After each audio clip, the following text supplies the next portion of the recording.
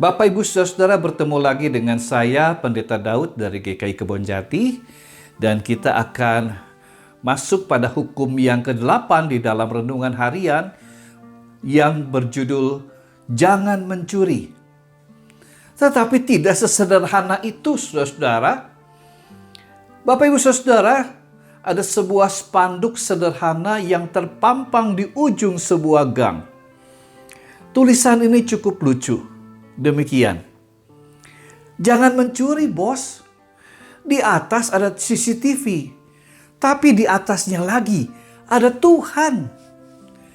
Nah, saudara-saudara, tulisan lucu ini seperti sebuah peringatan yang bisa saja menyadarkan bahwa jangan sampai ada terjadi pencurian di kawasan hunian gang itu.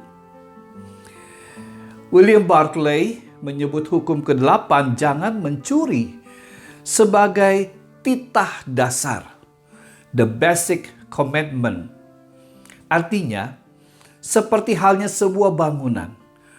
Jika dasar bangunan itu hancur, maka ambruklah seluruh struktur bangunan rumah itu.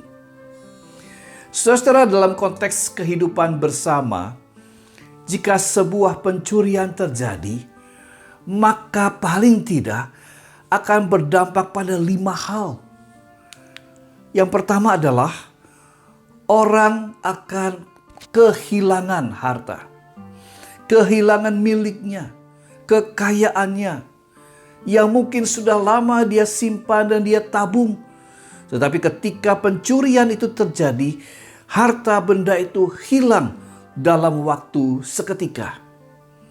Dampak yang kedua adalah mencuri itu bukan saja merebut milik orang lain dengan paksa atau melalui kekerasan, tetapi mencuri juga bisa mewujud pada beberapa hal, beberapa bentuk. Korupsi, manipulasi, menerobos larangan atau antrian, dan yang suka terjadi biasanya adalah soal mencuri waktu. Dampak yang ketiga, saudara, dampak psikologis, dampak emosi. Orang yang kehilangan akan merasa sakit di hatinya dan mungkin trauma. Dampak yang keempat adalah orang akan kehilangan kepercayaan dalam relasi antar sahabat, keluarga, dan kelompok-kelompok di mana ia berada bersama. Dan yang kelima, sebuah peristiwa pencurian bisa saja berdampak panjang mengubah kehidupan dalam sebuah tragedi. Saudara, contohnya misalnya dalam sebuah film musikal Les Miserables atau disebut Orang-orang Malang yang ditulis oleh pengarang terkenal Victor Hugo, dikisahkan tentang seorang ayah yang bernama Jean Valjean yang pada masa depresi ekonomi di Perancis, dia tertangkap basah mencuri sebongkah roti, seketur roti yang sebetulnya ia ingin berikan kepada keponakannya yang kelaparan. Tetapi dia keburu ditangkap oleh seorang inspektur polisi yang bernama Javert. Dan kemudian dia dimasukkan ke dalam penjara. 19 tahun dia di penjara.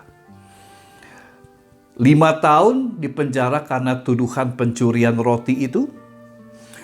12 tahun karena 4 kali ia berusaha melarikan diri. Dan 2 tahun kemudian karena melawan dalam usaha dia melarikan diri dari penjara. Valjean bersama dengan musuh bebuyutannya Inspektur Polisi Javert yang terus-menerus berbenturan satu sama lain, menghabiskan dendam dan rasa bersalah sepanjang film itu. Dan karena peristiwa pencurian, gara-gara hanya sebongkah roti.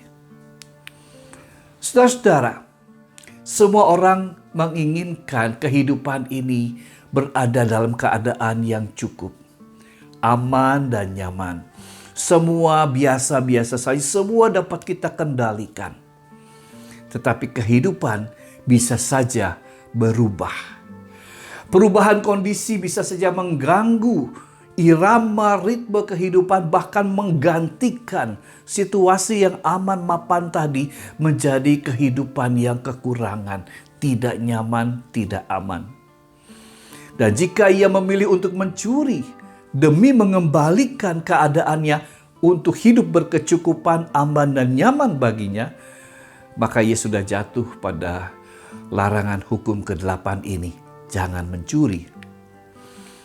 Tapi baik baginya kalau ia mau menyesuaikan pola kehidupannya dengan kondisinya yang baru.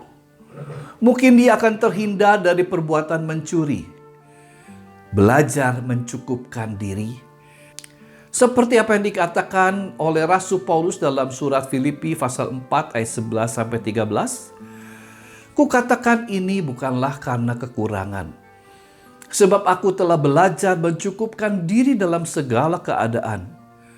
Aku tahu apa itu kekurangan, dan aku tahu apa itu kelimpahan. Segala perkara dapat kutanggung di dalam Dia yang memberi kekuatan kepadaku. Di sisi lain, nilai-nilai kasih dan keadilan perlu ada di dalam ikatan kehidupan bersama. Antara yang seorang dengan orang lain dalam komunitas perlu dibangun sikap saling peduli dan saling mengasihi. Sehingga jika terjadi perubahan kondisi hidup seseorang, maka berdasarkan sikap saling peduli dan saling mengasihi, para sahabat dalam komunitas dapat menjadi penolong dan pembangun kehidupan, pembangun kondisi saudara yang mengalami kekurangan itu. Ikatan komunitas juga akan semakin diperkuat. Dan kiranya damai sejahtera Tuhan kita Yesus Kristus yang terus menjadi tujuan dan penggerak dalam kehidupan bersama di antara kita semua. Tuhan Yesus memberkati kita. Amin.